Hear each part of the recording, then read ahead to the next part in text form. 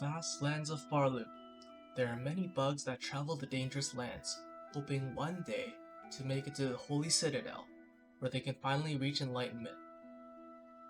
And then there's Hornet, a worm weaver that just wants to get her bag so that she can buy some shiny new tools.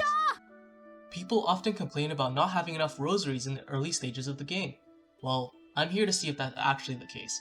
Hey guys, I'm Patrick. For today's video, we're going to see how many rosaries you can get in Act 1 without farming enemies so that you guys know where to get the biggest influx of rosaries. We'll go from area to area and figure out together where you need to be getting rosaries. Without further ado, let's jump right in. Enjoy!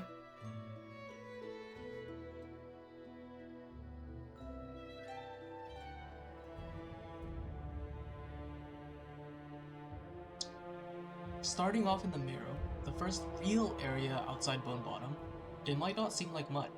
However, if you look a bit closer, you realize there are actually quite a few secrets waiting to be found.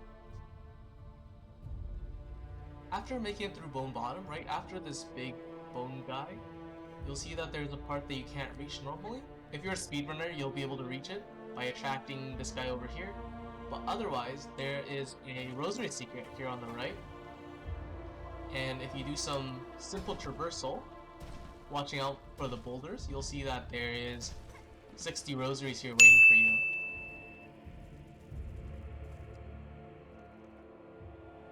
After the Marrow arena, there is a reward of some 40 rosaries at the bottom. Let Sherma through the gate if you have a heart.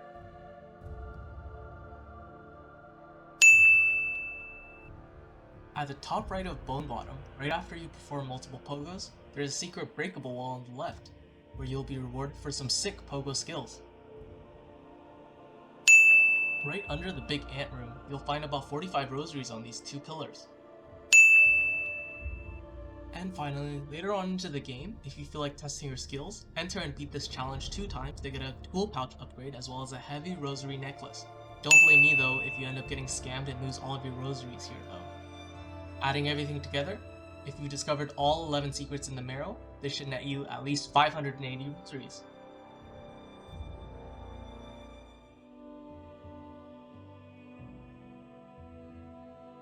There are actually plenty of small rosary rewards in the upper left far field areas, one of which requires Swift Step and Shellwood, but what we're interested in are the big rewards. Close to the Seamstress, where you get the Drifter's Cloak, you can find the secret area close to the bottom right of that room. After blowing up the meteor, you'll find a rosary necklace for 60 easy rosaries.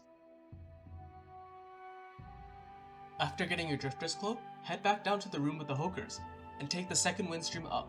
Hit the meteor and collect your bone scroll. If you haven't unlocked Bellheart yet, don't worry. This relic will help pay dividends when you get there. If you haven't unlocked the Needle Inn yet, you'll have to come back here unfortunately. Actually, this secret does require a bit of preparation since you'll also need the Flea Brew, which requires the Flea Caravan to get to Greymoor at least and talking to this fleet. Anyways, once acquired, enter the Weaver's Den at the far end of Far Fields by playing the Needle Inn, and simply run across the room. By lighting up all of the tiles, you'll receive the Silk Speed Anklets.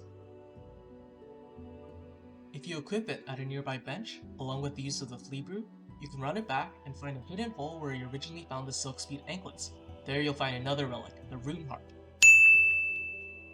One more thing. I know I just dismissed the upper left area of Farfields, but there is a specific reward that you should definitely get when you get a chance. If you go up to this room, you'll eventually find an area with spikes.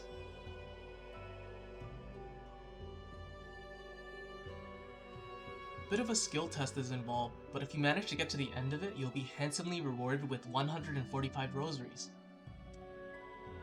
All in all, if you take the time to explore all of Farfields, we come to a total of 385 rosaries, and it comes to 685 if you count the value of the relics as well. Similar to Farfields, there are rosaries scattered across Greymoor, which usually isn't to be desired, but if you want the most bang for your buck, head to the Craw Arena to the right side of Greymoor. Once inside, use your Silk Spear to hit the hanging rosaries around the interior. Careful, once you fall in, you can't exit until you actually beat the arena, but you can save and quit if you really want to. On your way to the halfway home, you can find a hidden section right past the water. Underneath, you'll find another bone scroll, which you can cash in at Bellheart. If you're brave enough to challenge the giant skull ant, your reward or punishment is the ant kingdom that is Hunter's March. After some pogoing and this arena, you'll find a rosary necklace on this ledge. To make the Hunter's March journey really worth it, you'll have to fight the skull ant and the scar ring at the top of Hunter's March. If you're up to the challenge and successful, you'll be rewarded with a whopping 375 rosaries. Honestly, other than the lace fight, there's nothing going on in this area, so...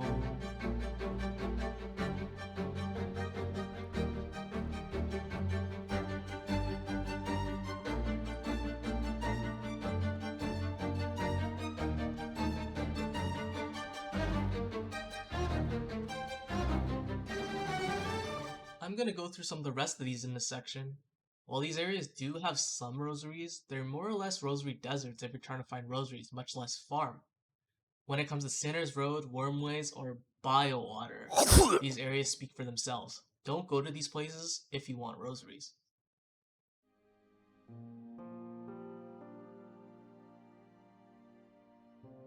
It might be surprising, but the beginning areas of the game really have a lot of rosary density.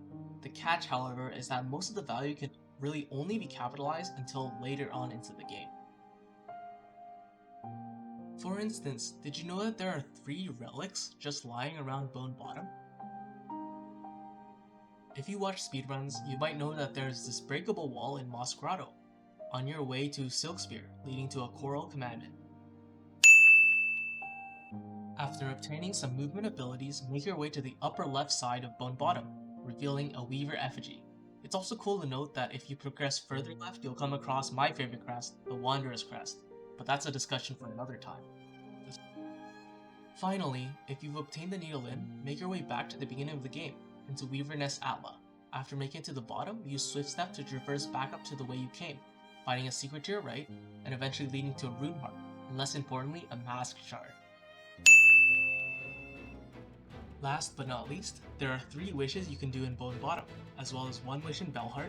All of them give you at least a rosary necklace, but the Grand Hunt for the Skull Tyrant especially gives you a heavy rosary necklace.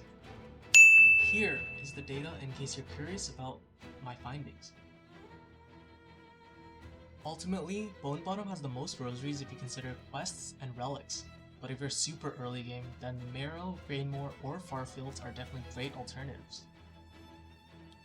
Did you enjoy the video?